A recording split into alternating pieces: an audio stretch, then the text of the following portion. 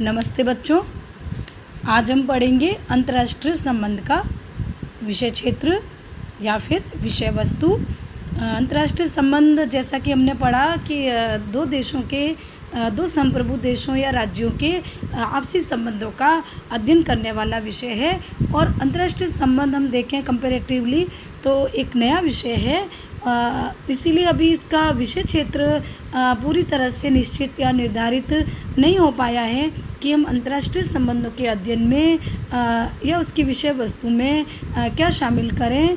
तो इस आधार पर अंतर्राष्ट्रीय संबंध की विषय वस्तु के आधार पे विद्वान जो है बताते हैं कि किस प्रकार इसमें अंतर्राष्ट्रीय संबंधों का अध्ययन किस प्रकार का हो। क्या अंतर्राष्ट्रीय जीवन के सामाजिक, क्रांतिक, आर्थिक संगठनों का अध्ययन हो, क्या राष्ट्रीय शक्ति का अध्ययन हो, राष्ट्रीय हितों का अध्ययन हो, विश्व व्यवस्था का अध्ययन हो, विभिन्न देशों की विदेश नीतियों का अध्ययन हो, विभिन्न अंतर्राष्ट्रीय स्तर पर जो अंतर्राष्ट्रीय घटनाएं घटित होती है उसका अध्ययन हो।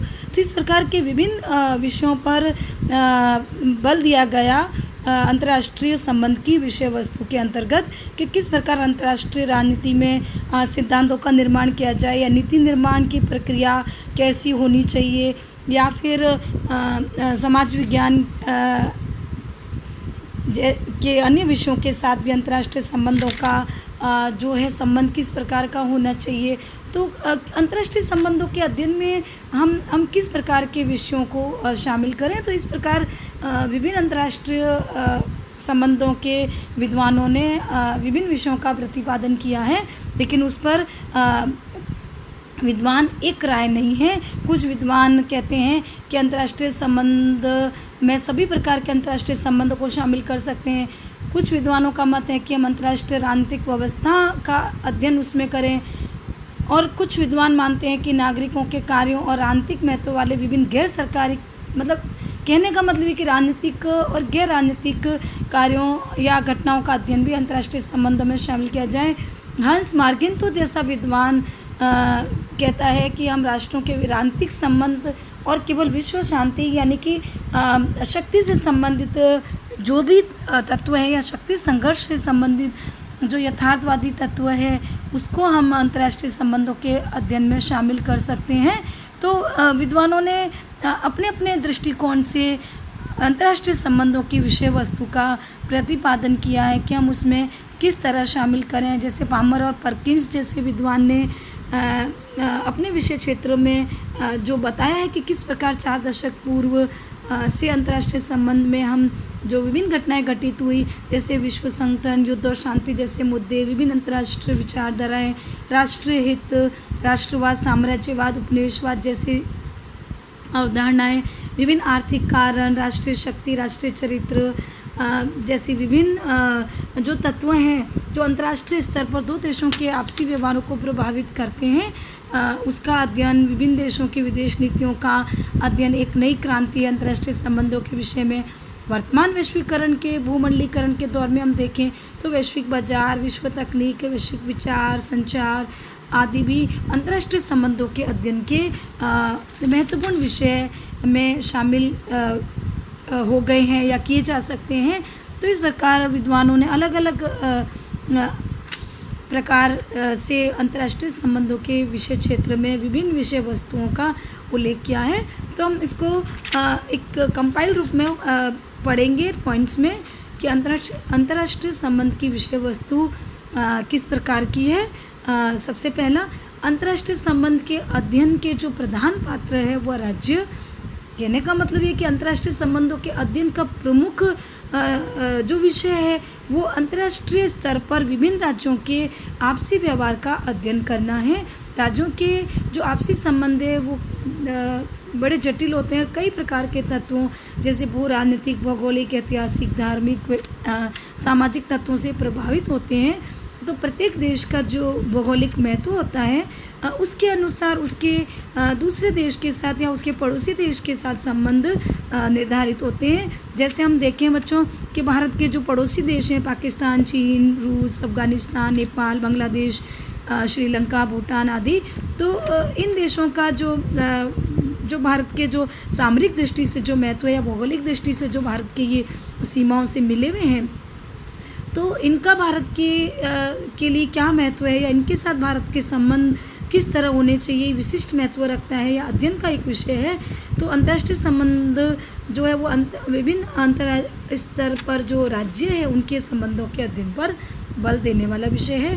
दूसरा, अंतर्राष्ट्रीय संबंध शक्ति के अध्ययन पर बल देता है। तो अंतर्राष्ट्रीय संबंध कुछ विद्वान कहते हैं कि अंतर्राष्ट्रीय संबंधों में शक्ति तत्व वह महत्वपूर्ण विषय है जितना अन्य कोई महत्वपूर्ण नहीं है। तो हंस जे मॉर्गन तो जैसा विद्वान इस पर बल देता है कि अंतर्राष्ट्रीय संबंध प्रत्येक संबंधों की भांति शक्ति संघर्ष है।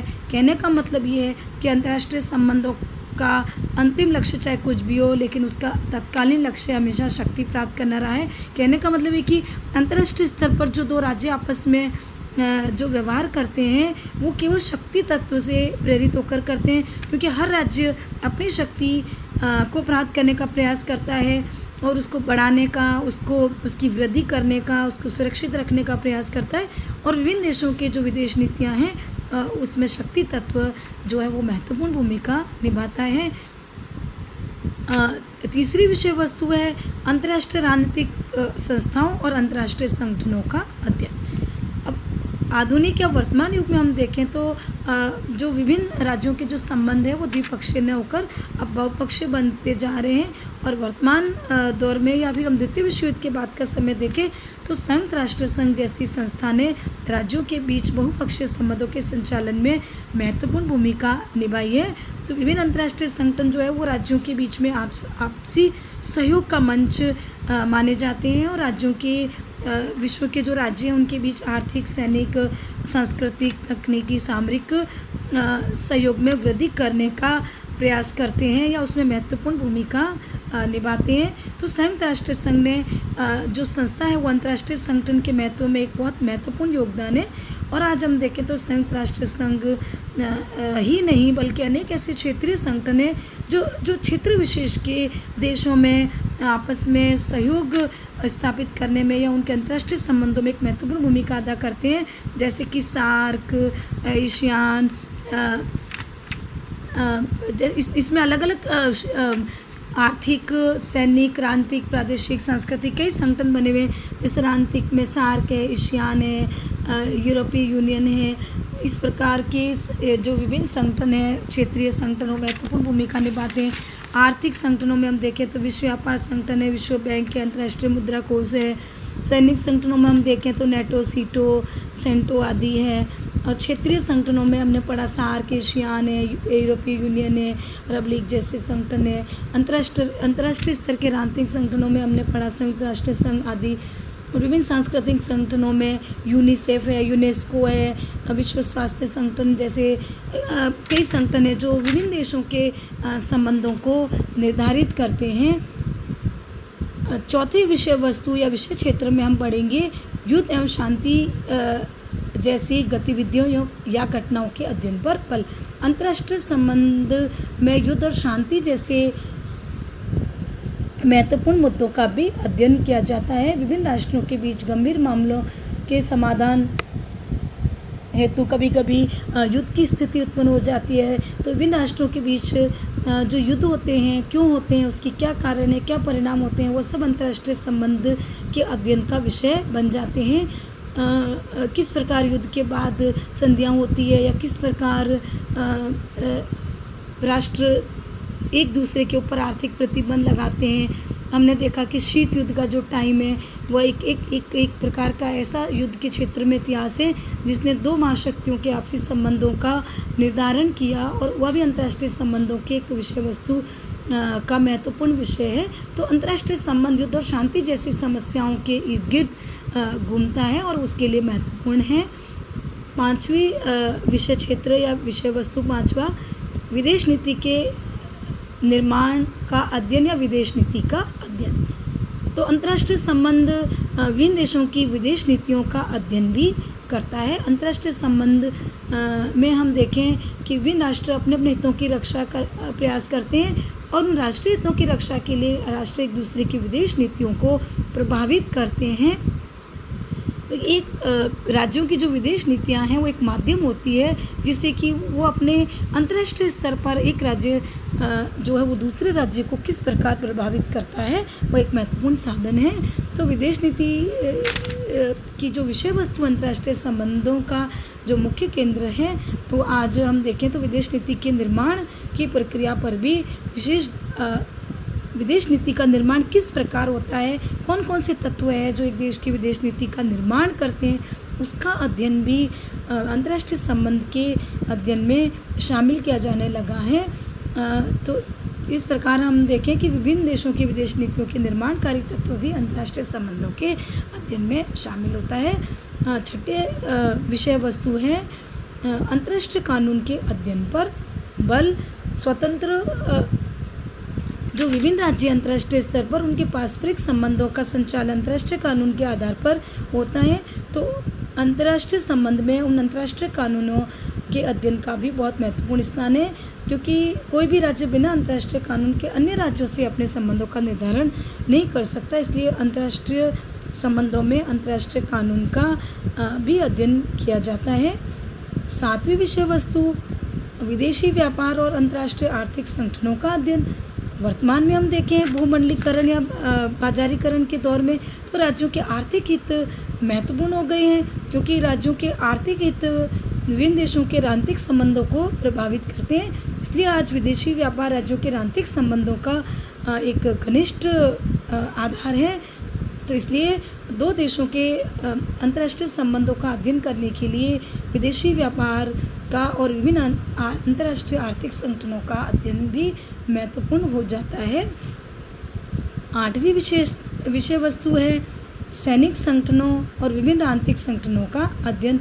द्वितीय विश्व युद्ध के बाद हम देखें तो अंतर्राष्ट्रीय संबंधों के अध्ययन में या अंतर्राष्ट्रीय राजनीति में विभिन्न सैनिक और आंतरिक गुटों का निर्माण हुआ, जो कि अंतर्राष्ट्रीय संबंध के अध्ययन की मुख्य विषय वस्तु बन गए।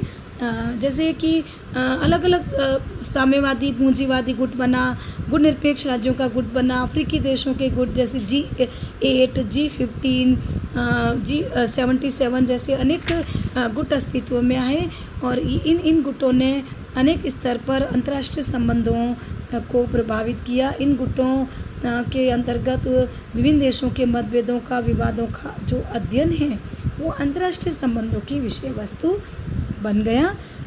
तो ये जो राजनीतिक गुट हैं इनके सदस्यों के बीच में जो विभिन्न सैनिक संधियां भी होती है या इनके बीच जो सैनिक गुट बने जैसे नाटो, सीटो, सेंटो आदि भी अंतर्राष्ट्रीय संबंधों के अध्ययन का एक प्रमुख विषय बन गया कि किस प्रकार सैनिक गुट जो है बनते हैं, किस प्रकार दो देशों के बीच में वो शक्ति संतुलन स्थापित करते हैं, या ये गुट किस प्रकार विश्व में शांति स्थापित करते हैं या युद्ध को बढ़ावा देते हैं। ये सभी विषय अंतर्राष्ट्रीय संबंधों के अध्ययन में आते हैं। तो इस प्रकार हम देखें तो अंतर्राष्ट्रीय संबंधों के अध्ययन की जो विषय वस्तु है उसमें हम कई प्रकार के विषयों को शामिल कर सकते हैं, जिसमें कि हमने सारे विषय पढ़े। तो वर्तमान जो एक दौर है अंतर्राष्ट्रीय संबंधों के अध्ययन का, उसमें कई नई नई चीज़ें भी जुड़ रही है, जैसे राष्ट्रीय हित है, राष्ट्रीय शक्ति का अध्ययन है, जैसे कि दो देशों के आपसी संबंध जो है वह प्रभावित होते हैं। तो इस प्रकार हमने पढ़ा बच्चों अंतर्राष्ट्रीय संबंध का विषय क्षेत्र या विषय वस्तु किस प्रकार दो देश जो है विभिन्न विषयों के आधार पर एक दूसरे को प्रभावित करते हैं या एक दूसरे की विदेश नीतियों को प्रभावित करते हैं, और किस प्रकार विश्व में युद्ध होते हैं या क्या कारण थे, या विश्व में कैसे शांति स्थापित हुई या शांति संधियाँ हुई, या किस प्रकार विश्व में शीत युद्ध की जो पृष्ठभूमि रही है वो किस प्रकार रही है, और किस प्रकार दो देशों के संबंध जो है प्रभावित हुए हैं।